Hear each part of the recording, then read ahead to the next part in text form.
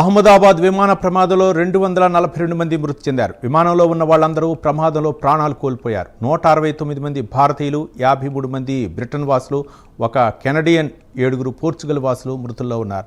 మృతుల్లో 2 శిశువులు సహా 13 మంది చిన్నారులు ఉన్నారు. విమాన ప్రమాదంపై అసోసియేటెడ్ ప్రెస్ ప్రకటన విడుదల చేసింది. అసోసియేటెడ్ ప్రెస్కు అహ్మదాబాద్ సిపి ఈ విషయాన్ని తెలిపారు.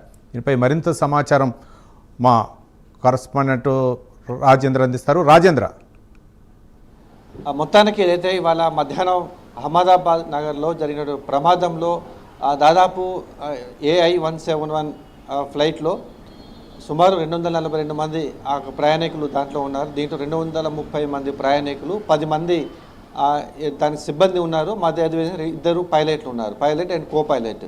అంటే మొత్తంగా 242 మందితో అహ్మదాబాద్ నగర్ నుంచి లండన్కి వెళ్లాల్సిన ఫ్లైట్ 1 గంట 35 నిమిషాలకు టేక్ ఆఫ్ అయిన తర్వాత కొద్దిసేపటికే కుప్పగూలిపోయింది. ఏదైతే సమీపంలో ఉన్నటువంటి మెడికల్ కాలేజ్ హాస్టల్ భవనంపై పడటంతో అక్కడ పెను ప్రమాదం సంభవించమని చెప్పొచ్చు. దీంట్లో మనకు అందిన సమాచారం ప్రకారం నగర సిపి చెప్పిన వివరాల ప్రకారం దాదాపుగా అందరూ కూడా ఈ ప్రమాదంలో మృతి చెందారని చెప్పేసి ఆయన ప్రకటించినట్టు కూడా మనకు స్పష్టంగా తెలుస్తుంది. దీంట్లో ఆ రాష్ట్రానికి చెందిన మాజీ ముఖ్యమంత్రి రూపేష్ కూడా ఉన్నట్లు కూడా మన రూపానికి ఉన్నట్టుగా మనకు సమాచారంగా తెలుస్తున్న నేపథ్యంలో దాదాపు అందరు కూడా ఈ ఫ్లైట్లో ఉన్న వాళ్ళు లండన్కి వెళ్ళాల్సినటువంటి వారు ఆ ప్రమాదంలో మృతి చెందినట్టుగా మనకు తెలుస్తుంది. దీనిపై ఇంకా దర్యాప్తు కొనసాగుతుంది.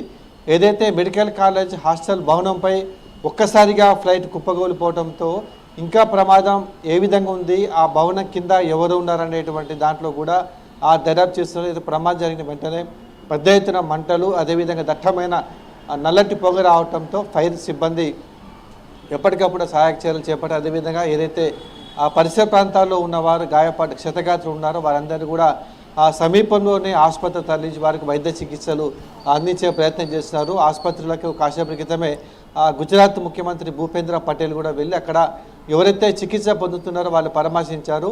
అక్కడున్న సమాచారం మేరకైతే వారందరూ కూడా ప్రమాద క్షతగాత్రుల సంఖ్య పెరిగే అవకాశం ఉన్న నేపథ్యంలో వారందరూ కూడా రక్తం అవసరం ఉంటుంది, రక్తం సేకరించాల్సిన బాధ్యత, ఇవ్వాల్సిన బాధ్యత ఉందని చెప్పేసి కూడా ఆయన సూచించడం మనకు తెలుస్తుంది. రక్తం సరఫరాకి వివిధ ఆసుపత్రులకు పంపాల్సిన నేపథ్యంలో అవసరమైతే గ్రీన్ ఛానల్ కూడా ఏర్పాటు చేసినట్టు కూడా ఆయన ప్రకటించిన నేపథ్యంలో క్షతగాత్రుల సంఖ్య ఇంకా పెరిగే అవకాశం ఉన్నట్లు కూడా మనకు వారి మాటల్లో తెలుస్తుంది.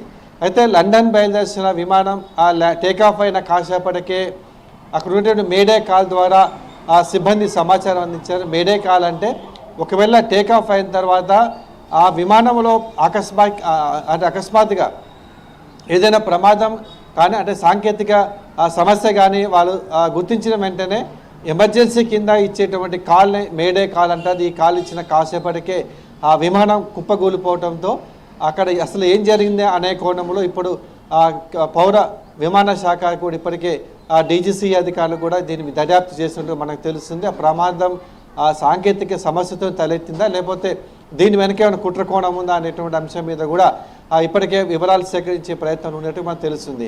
అయితే ఏదైతే అహ్మదాబాద్ నగర్ అంటే సర్దార్ వల్లభాయ్ పటేల్ ఎయిర్పోర్టుకు దేశంలో వివిధ రాష్ట్రాల నుంచి రావాల్సిన విమానాలు కూడా ఈ ఘటన జరిగిన కాసేపటిగా మొత్తాన్ని కూడా రద్దు చేశారు.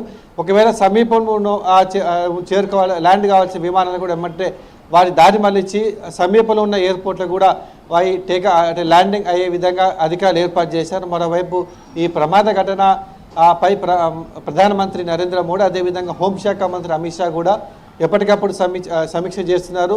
ఈ ప్రమాదం జరిగిన ఘటన వివరాలు కూడా ఎప్పటి తెలుసుకున్నారు. దీంతో పాటు కేంద్ర పౌర విమానాల శాఖ మంత్రి రామ్మోహన్ నాయుడు కూడా ఎప్పటికప్పుడు వాకప్ చేసి తాజా సమాచారాన్ని అందించాలని చెప్పేసి కూడా మనకు తెలుస్తుంది. దీని వెంటనే రామ్మోహన్ నాయుడు కూడా అహ్మదాబాద్ నగర్లోని ఎయిర్పోర్టుకు పోయినట్టు కూడా మనకు సమాచారంగా తెలుస్తుంది.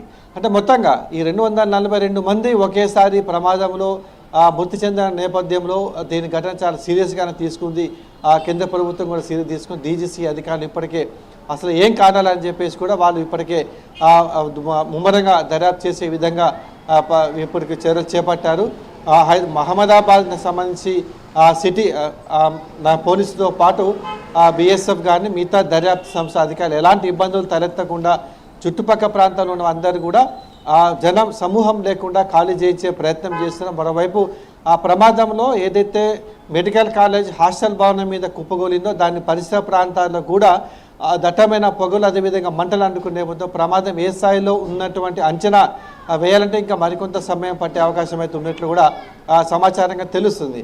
అయితే ఇప్పటికైతే ఏదైతే క్షేత్రఘాతులు ఉన్నారో వారందరినీ కూడా ఆసుపత్రిలో చేర్పించి చికిత్స అందిస్తున్నారు, వైద్య సేవలు అందిస్తున్నారు. సరిపడా అంబులెన్స్ కానీ ఫైర్ సిబ్బంది కానీ ఇప్పటికే ఏర్పాట్లలో ముమ్మరంగా వాళ్ళు తనమరుకుని ఉన్న నేపథ్యంలో వారికి ఎప్పటికప్పుడు కూడా ఇబ్బంది రాకుండా ఇప్పటికే చర్యలు చేపట్టారు.